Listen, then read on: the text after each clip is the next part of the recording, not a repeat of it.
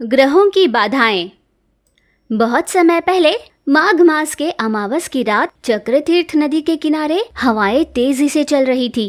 नदी के प्रवाह में खामोशी थी। तभी वहां पर 3 ग्रह उतर आए।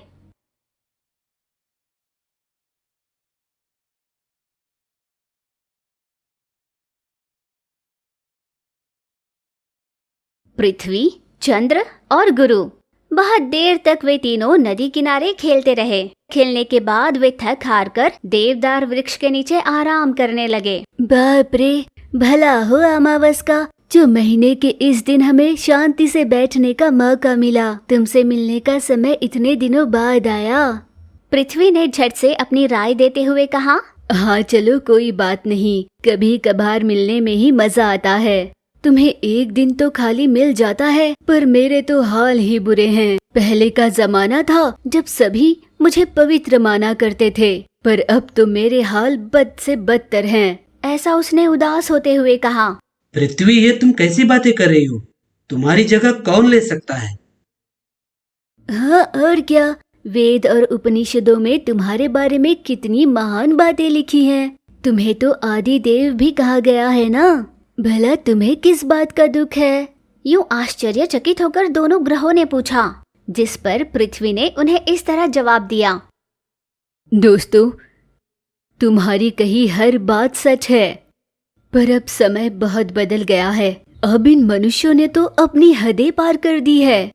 मेरा लक्ष्य तो यही होता है कि मैं सभी को साथ में रखूं, पर यहाँ भाई ही भाई की जान का दुश्मन बना है। मेरी जमीन कहकर लड़ते हैं। परिवार वाले झगड़कर बिखर जाते हैं। वैसे भी क्या ये जानते नहीं कि समय आने पर मैं इन सबको अपने आप में संभालूंगी। फिर भी जमीन के हिस्से पर अपना हक जताते हैं। यूं गुस्से से और असहिष्णुता से उसने कहा। उसकी बात सुन चंद्र ने कहा, शांत हो जाओ पृथ्वी, धरनी तो सहनशीलता की प्रतीक होती है ना। तुम ऐसे गुस्सा हो जाओगी तो कैसे चलेगा? चंद्र ने पूछा। हाँ पर दोस्त, यही बात खत्म नहीं होती। बताओ, वृक्ष कौन है?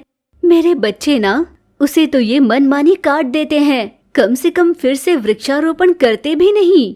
मुझ पर ही जीवनी चलाते हुए मनमानी मुझ पर प्लास्टिक फेंक देते हैं। थोड़ी सी दूरी तय करने के लिए भी वाहन निकालते हैं। क्यों?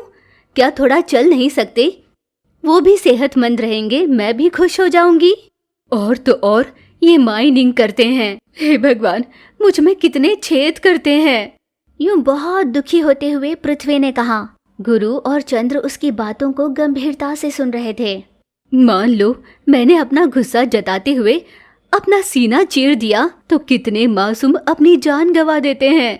ऐसा कहकर पृथ्वी ने तुरंत ही मनुष्यों पर प्रेम और दया जताते हुए कहा। ये सब सुनने के बाद गुरु को भी थोड़ा गुस्सा आ गया। मित्रों, मैं भी एक बात से दुखी हूँ। कुछ बुरा होता है तो कहते हैं कि तुम्हारा गुरु सही स्थान पर नहीं है, और जब अच्छा होता है तो श्रेय खुद को देते हैं। ये कैसा न्याय है? यूं गुरु ने भी अपनी मन की वेदना जताई। उदास चेहरा लिए पृथ्वी और चंद्र उसकी बातें सुन रहे थे। अगर वो मेहनत करे, औरों का बुरा ना कर ईमानदारी से रहे, तो उन सभी पर मैं अपनी कृपा दृष्टि रखूंगा ना। ये क्यों नहीं समझते? गुरु को अच्छे स्थान में रखने के लिए पूजाएं करवाते हैं, नाम बदल लेते हैं, हवन करते हैं, अंगूठी पहनते हैं, अपनी सोच नहीं बदलते।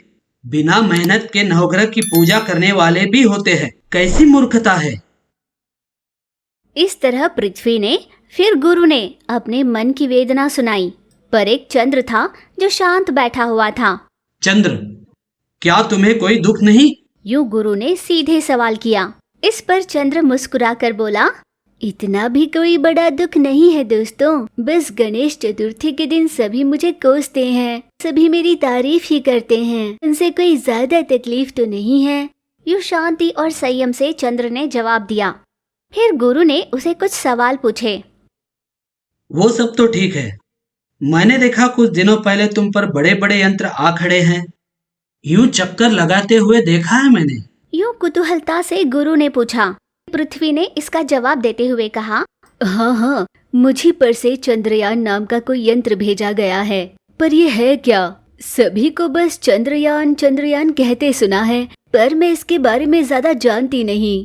अच्छा वो अभी बताता हूँ। मेरी ऊपर की सतह पर चंद्रयान ने कदम रखा है। मुझ पर मनुष्य रह सकते हैं या नहीं, चंद्रयान इस बात की सूचना धरती पर मनुष्यों को देगा। इतना ही नहीं, मेरे दक्षिण ध्रुव पर कदम रखने वाला सबसे पहला ये रॉकेट भारतीयों का ही है। ये सभी को इस बात की अचूक सूचना देगा कि मुझ पर पानी है या नहीं। इतना ही नहीं दोस्तों, मुझ पर होने वाले कई प्रयोगों के लिए ये एक केंद्र बिंदु बनेगा। यूं चंद्र ने चंद्रयान के बारे में कुछ रोचक बातें बताई। पृथ्वी और गुरु उसकी बातों को बड़ी ध्यान से सुन रहे थे। इतने में सवेरा होने लगा। दोस्तों, सवेरा होने लगा है, हमें जल्दी से निकलना होगा, वरना मनुष्य हमें देखेंगे तो डर जाएंगे। फिर वे तीनों साथ में अंतरिक्ष के लिए निकल पड़े। चांद तो संतृप्त ही था, पर बाकी दो ग्रह दुखी मन से ही वापस लौटे।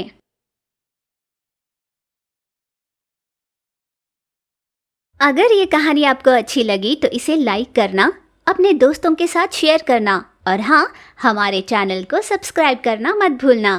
Thank you for watching.